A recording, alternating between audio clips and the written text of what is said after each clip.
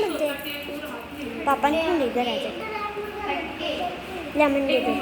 फिर इस कहानी से क्या शिक्षा मिलती है? कोशिश करते रहना चाहिए। अंगूर कैसे थे?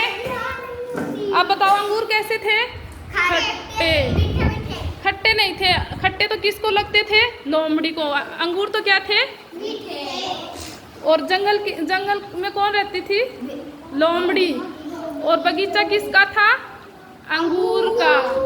अंगूर तो मीठे थे। क्या थे? और ये लोमड़ी से क्या शिक्षा मिलती है? कि कोशिश करते रहना चाहिए। कोशिश करने वालों की कभी। तो सब अपने अपने लिए क्लियर। समझ में आ गई ना कहानी? ठीक है।